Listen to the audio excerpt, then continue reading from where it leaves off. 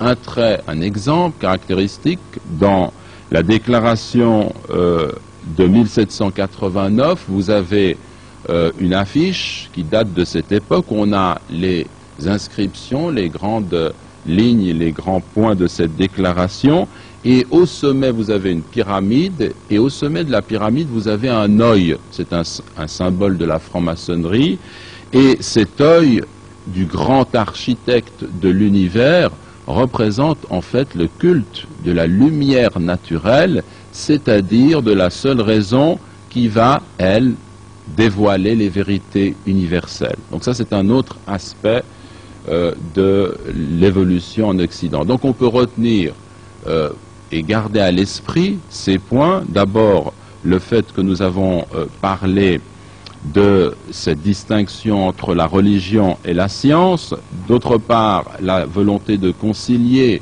à la fois une philosophie de l'être et puis la Trinité, et puis dans la Révolution française le culte de l'être, et cela se traduit aussi par cette idée de la suprématie de la raison naturelle, de la lumière naturelle.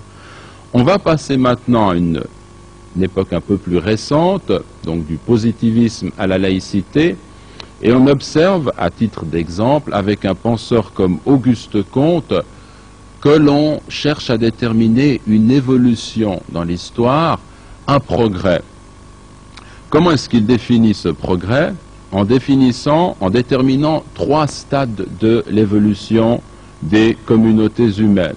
Le premier stade, Auguste Comte l'appelle théologique. L'humanité est passée du fétichisme au polythéisme pour aboutir au monothéisme. Et tout cela relève pour lui justement de la théologie. Il y a un deuxième stade qui est appelé métaphysique. Les agents surnaturels sont remplacés par des forces abstraites, comme dans la philosophie on parle de l'être, ou bien où l'on commence à concevoir des notions qui relèvent de la pure rationalité et qui viennent insensiblement se substituer à la notion théologique de Dieu. Et puis, troisième stade, c'est un stade positif et industriel. Les hommes renoncent à chercher les causes profondes et les essences des choses, se contentant de découvrir les lois effectives qui régissent les faits par l'observation et le raisonnement. Donc pour quelqu'un comme Auguste Comte, à partir du moment où on remet en question la métaphysique, on rejette même tout ce qui prétend à un domaine d'investigation, de connaissance au-delà du donné sensible, de l'expérimentation et de la raison, eh bien tout cela doit être écarté et on arrive vraiment à un progrès où l'être humain ne considère finalement que son rapport à l'univers et donc un rapport qui est tout à fait rationnel. Pour lui, bien entendu, il s'agit là d'un progrès, d'une forme de progrès, puisque l'homme est parvenu ainsi à se débarrasser de toute forme de superstition religieuse et de tout ce qu'il projetait au-delà de la vérité, de la réalité qu'il conçoit comme telle, c'est-à-dire dans le monde sensible, dans notre monde ici-bas. Mais Auguste Comte était quelqu'un qui quand même a perçu un certain nombre de choses. L'une de ces choses, c'est que finalement, il y a dans l'histoire de la pensée humaine une persistance des dogmes. Il y a aussi chez l'homme une tendance religieuse très marquée. Et il a retenu cette idée d'une religion de l'humanité. En un mot, le positivisme va permettre à l'humanité de se forger sa propre religion. Et il le dit en des termes très très clairs dans son catéchisme positiviste. Il dit en un mot, l'humanité se substitue définitivement à Dieu sans oublier jamais ses services provisoires. Alors, les traits caractéristiques de cette évolution, c'est d'insister sur l'autonomie de la personne humaine, c'est-à-dire, comme on l'a vu dans la lignée du cartésianisme, se débarrasser de toute dépendance vis-à-vis d'une divinité qui dépasse l'être humain.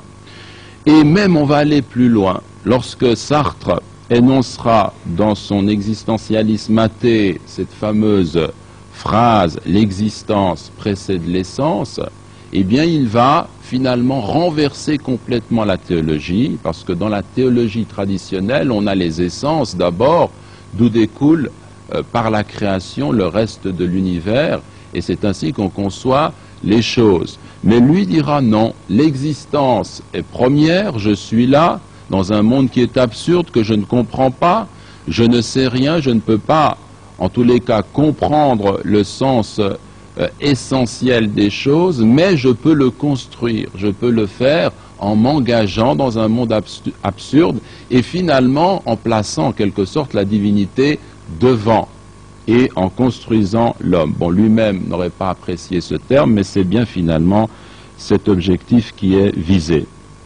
Vous avez un penseur moderne qui s'appelle Luc Ferry, qui a écrit un livre assez étonnant et même détonnant qui s'appelle « L'homme-dieu ou le sens de la vie » et qui défend aussi cette thèse dans cette évolution. Et il nous dit, et le Christ lui-même, le Dieu-homme par excellence, n'est déjà plus qu'un saint homme aux yeux des philosophes, un individu qui réalise en lui et applique autour de lui des principes universalistes dont l'expression la plus adéquate figurera bientôt dans la déclaration de 1789. C'est très intéressant parce que pour lui, cette déclaration, finalement, elle reprend à son compte des principes qui sont tout à fait chrétiens, mais au lieu de les lier à la transcendance, elle ne les comprend que dans un rapport horizontal qui va de l'homme à l'homme. Et c'est bien pourquoi, lorsqu'on confronte aujourd'hui la Déclaration des droits de l'homme et puis ce qui relève des principes de l'islam, on se heurte parfois, sur certains points, à des difficultés.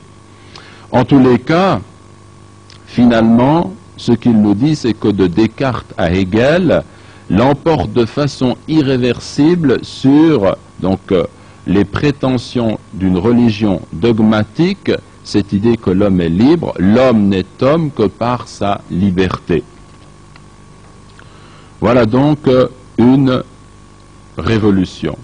On peut aussi observer avec Daniel Beresniak, qui a écrit un livre qui s'appelle « La laïcité », le fait que s'il y a une évolution dans ce sens de la libération de l'homme, elle se fait aussi par l'idée qu'il faut absolument écarter la transcendance ou du moins l'apport de la religion. Et il nous dit ceci: la morale naturelle, entre guillemets, la raison naturelle, se réclamant des progrès des sciences naturelles, s'oppose à la morale divine et au dogme révélé. Il s'agit d'opposer à l'intimation croyez, l'invitation regardez. Ça, c'est une formule que je vous demande de retenir. Il s'agit d'opposer à l'intimation croyez, l'invitation regardez. Parce que justement, cette invitation de regarder permet à l'homme de se libérer par la recherche expérimentale, par le savoir, par la critique, l'autocritique, la raison qui va finalement remettre en cause tout ce que l'on donne comme étant une vérité absolue.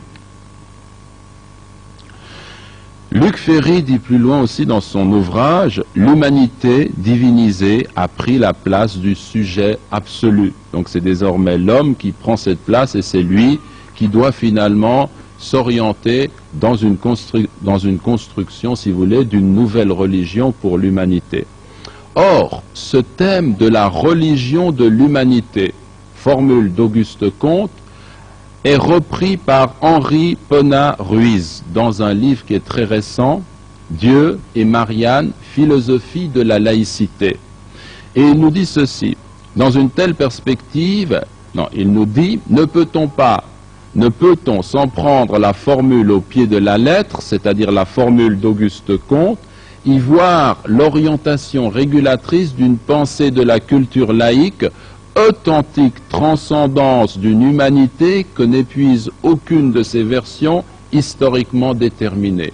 Alors là, c'est une formule un peu philosophique, mais quoi qu'il en soit, retenons cette idée d'une humanité qui finalement est une transcendance par rapport au projet laïque, dans une philosophie de la laïcité très moderne, puisque le livre date de 1999.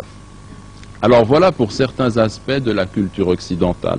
J'aimerais prévenir une objection qui consisterait à dire oui, en fait, toute la pensée occidentale ne se limite pas à cette évolution, à cette structure, soit, mais il faut dire tout de même que c'est une évolution qui s'est imposée quand même à la fois dans les écoles laïques, dans les universités et dans la pensée moderne en général. Alors, prenons maintenant des aspects de la civilisation musulmane.